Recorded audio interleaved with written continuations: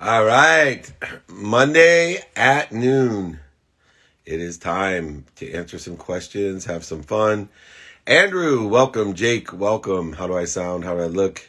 We got back from Indiana. And thank you, everybody, for your patience. Let's get the questions going here. Hey, Heroes already in the house. Katie and Cole. Let's see here.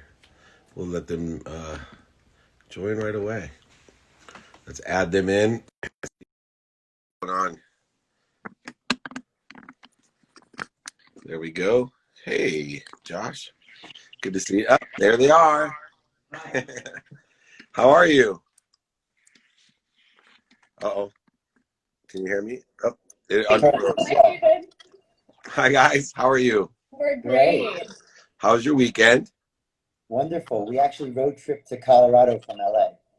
Oh, not bad at all. We're in Colorado, Denver, Colorado Springs. We're in Aspen, actually. Oh, We're, beautiful. but we made a really beautiful stop in Zion, and it's just magnificent. So, Yeah, I'm on the Olympic committee. I was there a few weeks ago and really enjoyed it. So, anyway, hey, Hero, give me a little bit of background on number one, why you guys created Hey Hero. Great. Would love to share everything about the company. I think first maybe we do a quick background on ourselves. So Please. myself, I'm Cole Zucker. I consider myself an entrepreneur. I moved to Shanghai after college, spent about 4 years there, started an LED lighting company there, and then from 2010 to 2017, myself and my business partner, we scaled the company and successfully exited to a private equity fund a few years ago. Yeah, So that was Cole, when you went from college to Shanghai, a lot of people talk about doing that, but how did you actually do it? Were you have relationships over there? Did you just, brave up and go? Was the circumstances? the one thing that I do with most big decisions I make is figure out what is worst case scenario and see if I can accept that. And if I can, then of course I will just go ahead and try it. So when I assessed the situation, I felt like worst case scenario, if I can't be successful within China, can't find a job, can't find a place to live, then I'll just, buy another plane ticket back to the US and so be it. And so given the fact that I was able to accept that, I just went over there and assessed the land. Nice. Well, so many young people don't have that philosophy of framing things, and they're just so attached to an outcome that if I don't do this, then it's going to suck, and everyone's going to laugh at me, make fun of me. My parents will be pissed at me. So it's very unique, very common within successful entrepreneurs to have that framing ability. But so now 2017 came, you had your first exit, overnight success in what, 10 years? Yeah, I mean, overnight success in 7 years, exactly. So, Good. as you're well aware, it's like people look at you and they say, "Oh my God, you've made it." They don't recognize all the work that's gone up to that moment to be able to say, "This is the result of blood, sweat, and tears." Yeah, no doubt. And then Katie, how'd you get involved? yeah, so I got involved. So I'm Katie Zucker, which I'm still getting used to. That's my new married name. So Cole and I got married in November, so that's how I got involved. But yeah, I mean, my background's a little bit different than Cole's. I built my career in people strategy. I focus on high growth and high functioning teams. And I started at places like Bridgewater to Salesforce. My last role was as chief people officer for a hedge fund in Los Angeles. So come at it from a very different perspective than Cole, which is a really great and complementary skill set. And there's nobody I trust more. So yeah, I would why hope not? so. We guys have been married so long, you better still have that there. Yeah. so when, so when you started and you guys co-founded Hey Hero together, when did you guys found it? In let's say January, February of this year. Oh wow, perfect timing. Yeah, exactly. It's crazy timing. I mean, just background story. So we got married over Thanksgiving of last year in Mexico, which was absolutely wonderful. I'm very fortunate that we got married before, the COVID storm hit. We went on our honeymoon to Asia, spent about 3 weeks out there, which was incredible. And when we got back, We didn't want the honeymoon to end. So like most recently married couples, we looked at each other and said, let's start a business together. And so in January, we kind of looked at a number of different industries, markets, and felt that if we were opportunistic and kept our eyes open, that we'd eventually hone in on something that we could start. And so that was kind of the beginning of the company. We looked at the influencer marketing world and recognized that it was a huge industry, huge opportunity. And then as we were looking at, digital content creation, which is just the numbers, it's anticipated to be about 42 billion by 2026. Today it's about $12 billion as far as the industry. So we thought, let's find an opportunity, a niche where we can ride this wave. And that was kind of the beginning as far as honing in on the market that we wanted to pursue.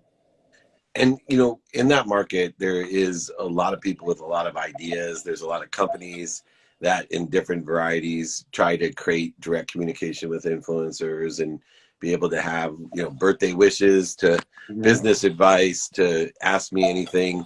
And so where did you find the distinctive places in the market for, launching your business, and where do you see it going as we're going to quadruple in the next few years?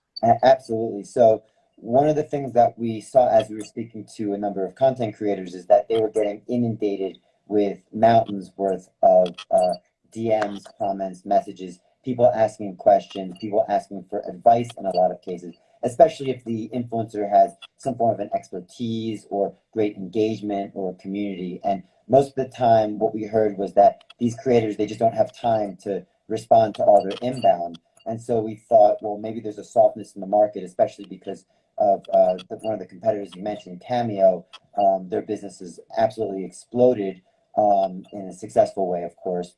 And we thought that rather than doing shout outs for birthdays and graduations from your favorite, D-list celebrity, Tiger King, and other, type of like celebrity TV shows, reality TV shows, excuse me, or athletes, why don't we hone in on this segment instead, which is personalized advice from your favorite content creators.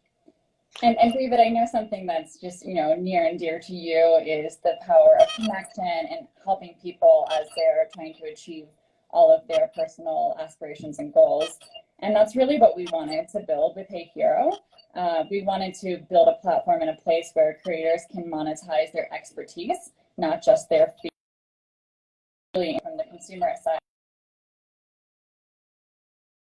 of giving folks the opportunity to exclusive access and really being able to actually connect with those people that they follow on a daily basis. And we kind of joke, those people with the blue check marks, like you reach out, you might not get a response, but through Hey Hero, it's kind of like having their personal phone number that you can reach out with any question, and you're going to have a mini consultation via video message. And yeah, it's great. So with Hey Hero, we're able to allow our creators to raise money to give back to charity, which is really important to us. And some folks also use it to help monetize and not be so brand dependent, which is amazing. Yeah, no, I think it's completely aligned with what I teach, not only in the ability to access people, but to ask questions. I think a lot of people are afraid to even ask, and opening up that side of it is just going to get exponentially bigger when people realize that they have the accessibility to, leverage situational knowledge experience, dummy tax. And, there's really simple questions a lot of times that change people's lives. So inherent in what you're doing and in the platform is extreme value, where you're able to not only impact people, but actually change their lives, because not everyone has access to the world thought leaders and to their heroes that can leverage, 30 years experience and knowledge and dummy tax down to a simple recording of, if I were you, I'd, do this or do that. And I spend an inordinate amount of time, not recording, but doing them live. And I think it's one of my secret sauces, because a lot of people don't do as much as they could or should. And every day I'm still picking 5 people. I call 5 different people that have reached out to me personally. And I love hearing their voice when they're like, oh my God, are you actually calling me? And I know a video recording would have the same impact. What kind of growth have you seen since we don't have face-to-face access, we're not on stages, you can't wait afterwards to ask questions from their favorite speakers and masterminds. What type of growth have you guys had since you launched? Yeah, well, I mean, so COVID, I mean, being in this time of COVID has presented a really unique opportunity to really focus on that human connection. And people are having to adjust to, you know, a new way of life, whether it's parenting at home, or looking for, you know, a lot of people are reevaluating their careers or trying to figure out how to road trip safely or just cook enough meals to feed their families. So Hey Hero is a really ideal platform to connect with their favorite creators in those areas. So we're sort of baby company. We just went live 5 weeks ago, and we've had so much joy and fun watching the over 200 creators that we have live on the site respond by video message, and just to watch those connections has been amazing. Yeah, I mean, I would say that and just to your point, when a creator says, "Hi, David," or "Hi, Mike," or it's a personalized response, a 4-minute long video of "Here's what I think you should do and how I can help," they have the ability as well to text out other, you know, answers, maybe links, and as well as attach maybe if it's a diet plan or a fitness plan, that the amount of value that the consumers are getting is quite high, because they feel like, you know, they're getting a lot, they're getting this access. And from the content creator side, what we love is that just like a lawyer you'd be paying for their time and expertise, this presents at least it tells the content creator that the consumer is serious enough to warrant a thoughtful response. And so we think that, you know, marrying these two is great. And just as far as, you know, just being live for a few weeks, we've had a number of responses and interactions so far in a short period of time. So it's all been very promising since we went live. And, you know, circling all the way back to the beginning when you're talking about it's promising now, and a lot of people don't understand how long it takes to build a community, both as content creators as well as the users, and the exponentiality of building that audience and community. You know, for you, how do you keep the balance between obvious persistence that both of you have to be successful and fulfill and pursue your own dreams, but also the patience that it takes with the 4.4 billion people out there to grow a big enough audience to, you know, benefit from having such a business? How do you guys balance that patience with that persistence? It's a great question. So, you know, as it relates to a two-sided marketplace, you've got the supply side and the demand side. And when it comes to the start, you have to, you know, put some of the supply on, and then hopefully focus on the demand, get more supply, and then get more demand, and then hope at some point you have that flywheel effect, that network effect that's created. So, you know, for us, we are still focusing on that initial supply, and we're hoping that as we grow and drive that supply, we'll have more demand. Two-sided marketplaces are hard businesses to start. It takes time. Like you say, that community isn't overnight. People have to really prescribe to it and see that this platform exists many, many times, similar to an e-commerce brand. So for us, we have been working around the clock. Thankfully, during this time of COVID, we've had tremendous purpose. We've also been able to spend a lot of time together, which has been great. We don't have kids yet, so it's a lot less complicated. But ultimately, for us, we feel like we're onto something. We feel like we are tackling a big market, and that if we continue to see these little, I'd say, success cases growing, it's, you know, enough for us to say we need to continue to invest and build this platform. So we have, you know, it's one of those things as it relates to a startup. I'm sure you've seen it lots of times where people are constantly looking for product market fit, and by people I mean the founders. They eventually feel like it's not growing fast enough. Like most things, it doesn't happen overnight, and maybe they get bored or restless for whatever reasons, and then the demand, whatever it was, that starts to wane. But for us, we feel very much, you know, very confident that we are onto something, and so we expect to stay persistent over the long term as we build this into a huge business.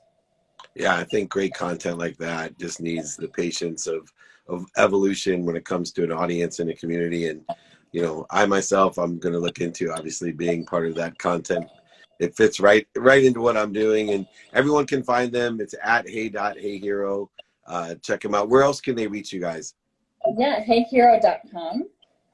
We are a mobile-friendly website, so if you see us on a creator's page, you can just swipe up or click through. Yeah, and David, we'd love to have you. Yeah, it would be great. Awesome. Well, I look forward to it. Absolutely right up my alley. What a great business model. I think literally this is a great case example of all you need is persistence and patience.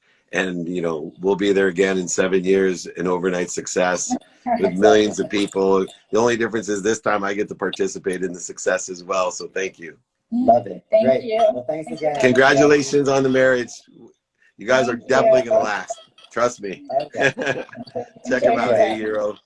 They got a great business, obviously empowering others to empower others, giving you access to world thought leaders. That's what the internet was built for, right? Connectivity, that we are now able in an instant, a second from our closets to access millions of people, and the ones that we want to learn from that we used to have to go pay tickets at stadiums to talk to, we now can have access to directly. Anyway, let me take a quick question here. I'm looking for Jody. I know she's going to be joining us. How do you continue to connect during a time like COVID? In person, on the phone, via email and media, radio, print, TV, and social media. Same way, just every day taking inventory of my values to make sure that I'm maximizing the opportunities that there are. Obviously, there's less in person, but more via email, phone, and social media. So let's take that question. Thank you so much. How much money did you put down to start your business? I don't know who that was, but I had business and created business to create my business. So I got clients, not investment. Through your experience, what's the most effective way to structure your business? It just depends on the business. Come on, guys, let's get with it. It depends on the business. There's a million different ways to structure the business. Let's see here. They're telling me that Jody is here. Where are we? There we are. Alrighty. But yes, million ways to structure business, determine what your objectives are to make a lot of money, help a lot of people, and have a lot of fun. Hey, Jody. Hi. How are you? Welcome. The couple was so cute. I know. I kept thinking he knows so much about being an entrepreneur. He's been through at least one cycle. But when they were starting to talk about marriage, could you imagine you're getting married in Thanksgiving, going on a honeymoon in Asia of all places, coming back and starting a business right into COVID, where you're stuck together for, their perception of marriage must be so skewed. It'll be interesting when things get to a different openness, how they all work things out. They've been through the pressure cooker, that's for sure. Yeah, their whole life they're going to be like, anything goes. We can do everything. We chose well. Yeah, they did. And yeah, it's like, what is it? My new saying is vacation. Hard work is a vacation from poverty. So I think hard work right now is a vacation from everything. It's like the biggest blessing. Yeah, it is, isn't it? Well, you're a serial entrepreneur like me, and obviously founded so many different companies as I'm listing through these here. But right now, watermelon water or the milk cleanse or neuropaxis. Is there any more that I'm missing? There's a couple. Yeah. There's a couple. Let's get in, because you and I, what's your philosophy in having multiple opportunities at once? So I don't necessarily have a philosophy about having multiple opportunities at once. I'm actually an artist. I went to art school and I love making. And I was trained by my parents and was working from the time I, could use all my digits. And so I learned that life is work and it's fun and you do stuff and you make stuff and you bring people together. And I think those two things oddly merged in me, creating solutions to things. And so the byproduct of that is I have all these companies that I love, and I love creating and nurturing kind of the organism of a business. One thing I find about artists that become entrepreneurs is that they get, one of the general philosophies I have about life, which is that, we are the expression of genius, meaning, you know, our creativity, we're just true vehicles to express genius.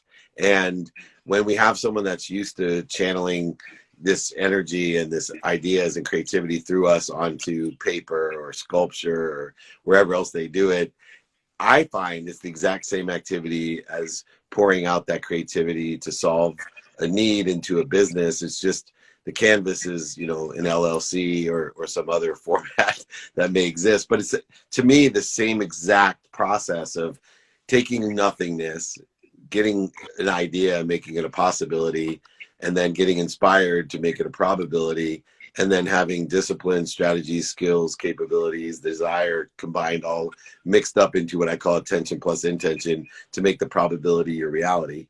And in that third pragmatic transition from the higher ethereal, you know, this true high vibration of inspiration down into a material, whatever it is, business, money, art, it wouldn't matter. Do you see those same parallels being a true artist, not someone like me who just, you know, plays around with it? I don't believe you. I think you're probably a true artist. So all of that I agree with. And the way that I summarize it for myself, but that I see other people connect to, is that place where you hit flow state, where like you really can suspend time and space. And for some people that aren't necessarily makers, they'll get that when they're just really following their path, and like, oh, there's lots of synchronicities, and you're like, oh, I just thought of this thing and it popped up, and there's clues, right? For people like us, the way I summarize the connective tissue between all the things that you just talked about is that place where you kind of like jump in the stream and you're tactically operating, but the stream's kind of taking you, right? And that's the part that I think is so addictive and that I love and that I thrive on. That's all. It's whitewater rafting is what I'm thinking of when you're talking about that, right? A much more Huge force, way. and moving forward. On the same respect, a lot of creatives have difficulty with the reality of business and the pragmatic setting of, you know, people overselling, back end selling, manipulating, the idea of, you know, you still need to make money. You can't just have great ideas. And you and I both know a lot of artists have that difficulty. They have tremendous ideas, but they haven't really done the work on the business side, the pragmatic side. Were you challenged at all on that side of the business, or how did you overcome the lack of experience that you may have had? So I wasn't. And I think that that's because I grew up understanding how to work. And I grew up in an environment where like businesses rely on the exchange of money. And I learned a very open, comfortable, you know, you work really hard to get it, but energy around money. And so I actually think the topic of money is a very spiritual topic. And I think the easiest way to understand it is this, right? So money is energy, for whatever that means to anybody who hears that, right? You have a business with investors. If you have a bad investor, it can impact everything. And that's because of the energy of that money. And so if you take that on to apply it on other parts of a business or an individual, I think that concept of the energy as money and what we're comfortable with and how it was programmed, I happened to be programmed in a way where I was comfortable working hard and inventing things and selling things and trading for money or for other things. So I actually talk a lot about this and I teach a lot about this, where it's like that's sometimes the biggest hurdle, you know, what people think that they're entitled to for themselves or what they deserve, or to kind of clear any weird programming around money. You know, you talk about programming, I talk about quantum memory, you know, what we have ancestral, inherent, or past lives that have been programmed into this hard drive, this DNA, this quantum side of us that can be impacted by our conscious and subconscious things that we think, say, do, and believe. But in the end, some things are more difficult than others to change within us because we're programmed that way. What have been some of the ways that you've been able to reprogram yourself? Because you're obviously aware of how you're programmed. When I say you're aware of your quantum nature, your own DNA, what you've inherited, how have you been able to figure out ways to change that? Yeah, I mean, for me, it's a little bit of a different topic. So I had a health crisis, and for 18 years went undiagnosed with Lyme's disease, and like had the whole world telling me that I was fine and I was fine and I was just busy and, you know, stop making new companies, etc. But the truth was I had like 14 types of tick-borne illnesses, and I'm totally fine and I'm great, and I've invented several businesses around helping other people get good. But one of the things that I had to reprogram was the limbic system, right? So our neurological system holds programs. And now we know, based on brain science, that we have the capacity to reprogram our brains. So Neuropraxis, which is one of my businesses that you mentioned at the beginning of our chat, is a library. It's an app. And the first one's for biotoxicity. So I literally made the first one for people with Lyme and mold and viruses and other stuff. We launch it in the middle of a pandemic. We're like, oh my God, the whole world is contending with the fear of or survival from this virus. All these people are using it. But more interestingly, the second library that my partner Lisa Wimberger and I are doing is Neuropraxis for Entrepreneurs. And it's all around this topic, like upregulating the nervous system, downregulating the nervous system, dealing with, you know, fear of failure, dealing with fear of success, energy of money. So we're tackling this whole concept. Right now, we're actually working on all of the content for it. We're about to go into the studio because there's no tool for entrepreneurs to use to help reprogram. You think of it as like quantum lineage. I think of it as, you know, how it presents in this life in our limbic loops. Same thing. Yeah, it's so interesting because I am asked all the time what the number one tool that an entrepreneur should have, and I always say they should have the practice of ending fear. And now you're actually creating a product of neuropractice in order to effectuate that. That's awesome.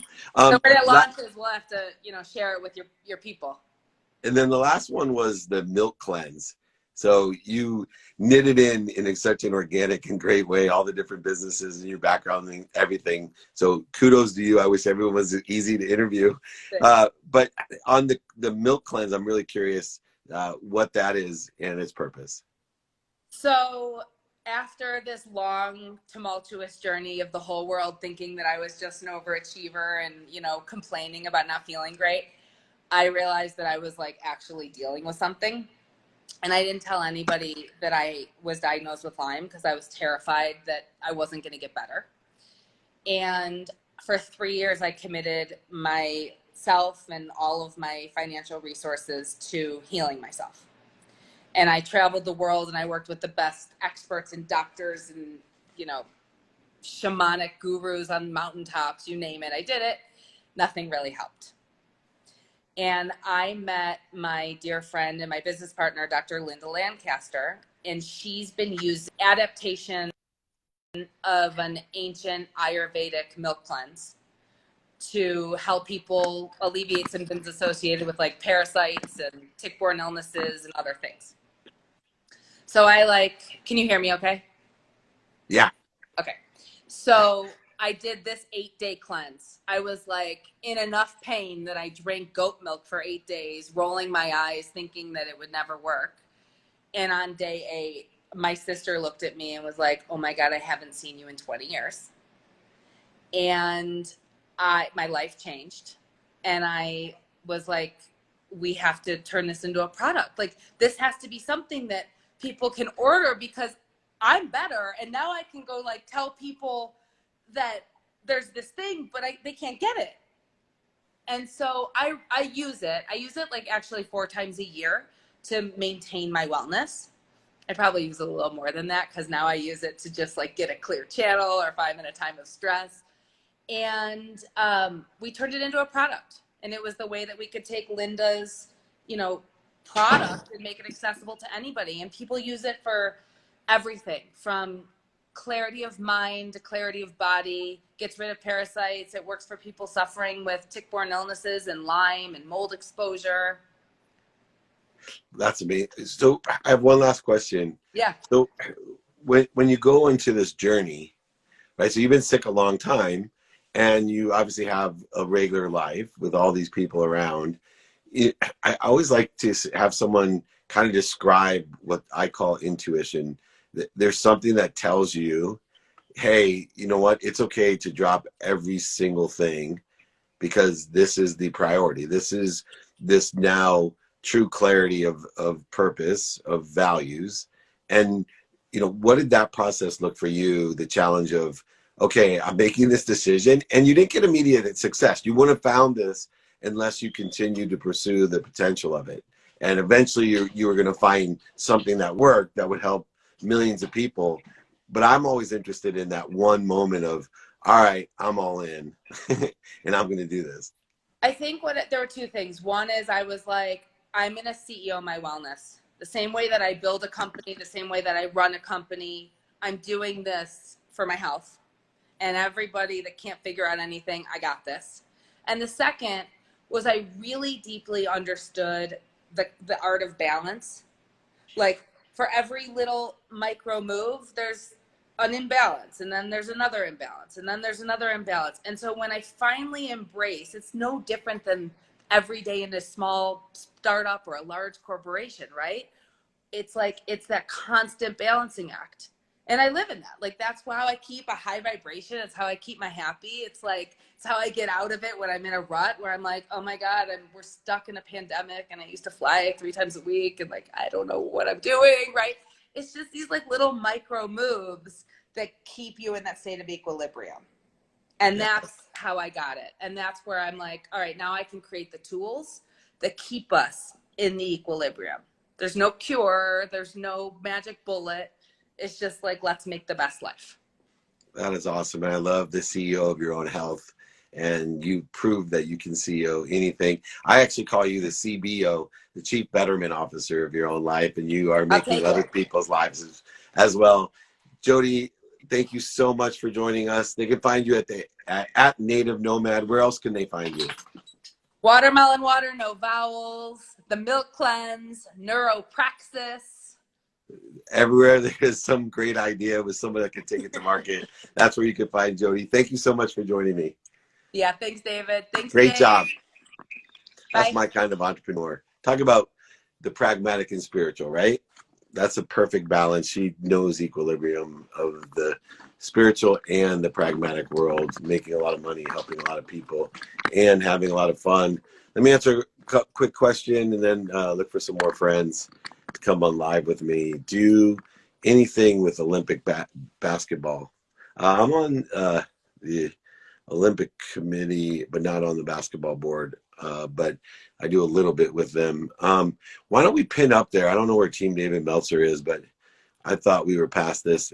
We have trainings on Friday, and those who I can't answer questions, it's BYOQ. We have a pitch competition in 2 weeks on August 28th as well, getting picked up for TV. So you can email me directly to get my free book, Exercises Guides, get the replay from last week's training, which was extraordinary on how to turn your setbacks into setups. And there we go. I don't know where that came from, but you can email me, david@dmeltzer.com. 949-298-2905. Training every Friday. This Friday's BYOQ. You bring the questions. I'll bring the answers. These are some great people, some great interesting stories and lessons for us. Don't forget the pitch competition. If you haven't registered, please do so. Pitch competition, once again, david@dmeltzer.com, 949-298-2905, pin below. Let me answer one more question, and then we will get to our last guest, Payar, and he's going to ask me a question, hopefully here soon. Let me see here. What time is it? Perfect. When you're not getting the outcomes you want, can pushing harder be a form of resistance? Yes. When you're not getting what you want, you have to realize that pain, resistance, is actually an indicator that you have a lesson to learn. So you can spend all your time trying to change it and to force it, and it takes about as much time as it does to learn 1,000 lessons as change or force it. So what do? We change directions. We go and find and get help. We ask how we can be of service. We start creating more flow. just like Jody was explaining. She's a perfect example of someone of what you resist persists for 18 years with the disease, and then going into the flow finds not only a solution for her wellness, but for millions of people. And with the milk cleanse, I think she's found that. How important is it to track your growth, and what are some tips on how to do that? So incremental, the incremental improvement is tracked. I track lessons because that's how I'm growing, right? Life's about lessons. Lessons keep on coming until I learn them. If I haven't learned them, they're going to result in pain, pain being an indicator of mental, physical, spiritual, emotional pain, that I have a lesson to learn, that I have a better direction to go in, or I can make my situation better by going in a different direction. So I go ahead and create a repository of lessons and stories. My life is about lessons. So for me, that growth is determined upon how much I'm learning and how I'm executing on what I'm learning. It's not what I know, it's what I do. Not what I say, it's what they hear. So it's really important on the execution side as well. All right, let's keep it going. Anyone want to join me live? Let me know. I'll take another question. Why are some fears easier to switch perceptions on others? Because it's quantum in your nature.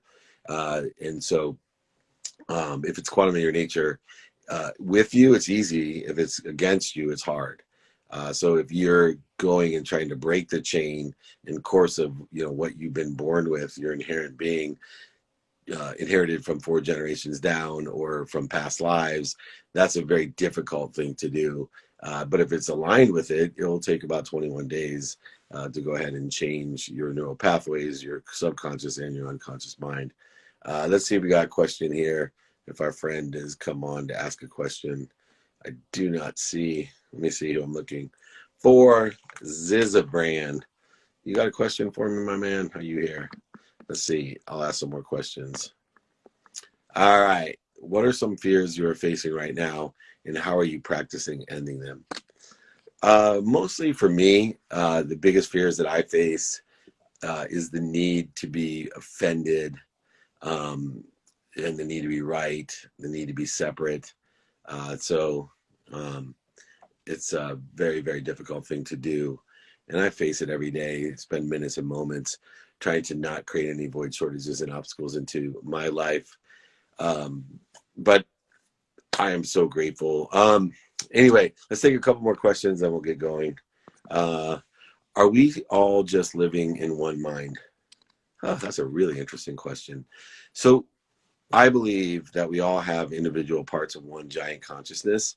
So in some respects, we have one mind, right? This unbelievable source of light, love, and lessons that we're all connected to. So in that respect, I believe so. But we have individual thoughts and individual actions. So we have our own individuals, conscious, subconscious, and then our own quantum memories that are all connected to everybody else's in one grand scheme that's unfathomable and incomprehensible as far as I can tell. But we can pursue understanding as much of it as we know by raising our awareness, our vibration, or frequency in order to effectuate making things simpler in our lives, getting ourselves more money, helping more people, and having more fun with it.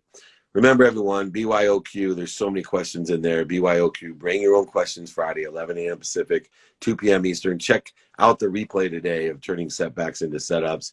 Go ahead, reach out if you didn't get my exercise and guides, my books. Go ahead, reach out, david@dmeltzer.com. You can register for training there as well, register for books or guides, or watch the replay, david@dmeltzer.com, or join my text community, 949-298-2905. Join my text community, 949-298-2905. Let's go ahead and take another question here. How is the new Bloomberg show going to differ from the Cheddar pitch competition? It's just pitch. It's just pitch. There's no funding. It's all about the pitch and getting people to learn how to pitch, ask for what they need. There's cash prizes. So, it's a big, big different show. It's not in an elevator. It's much more than 1 minute. So variety, it's truly pitching. It's not like Shark Tank. I'm not funding. We will give people the ability to stimulate interest. And you can also win some business advisory from me and coaching on that side. But this is a true 2-minute drill, give me your pitch. Let me critique you. You can ask questions, and there's cash prizes. So much different. And it's not in the elevator, and it's not 1 minute, and there's no judges funding you and all that stuff. So hopefully it's gotten great reviews, and you'll love it. Anyway, let's take the last question here and get going with the week. Remember, Friday, BYOQ. You bring the questions, I'll bring the answers. 949-298-2905. David@dmeltzer.com. How can I be more interested than interesting? Ask one more question. So when you want to start practicing being more interested than interesting, then ask, when you think you're done, ask one more question. Ask one more question of your parents. Ask one more question of your friends. Ask one more question of people that you just met. Ask one more question of the internet. Ask one more question in the search engine. So whatever it is, ask one more question. That'll help you get into the practice of being more interested than interesting. So everyone, I'm looking forward to a great week. Remember, this Friday, BYOQ, 949-298-2905, David@dmeltzer.com. Next week, pitch competition. Join me, register, come watch, David@dmeltzer.com, 949-298-2905. Looking forward to seeing everybody. Thank you so much. And remember, everyone, we'll be here tomorrow. Remember, everyone, be kind to your future self and do good deeds. Please reach out to me, David@dmeltzer.com, 949-298-2905. Have a great day.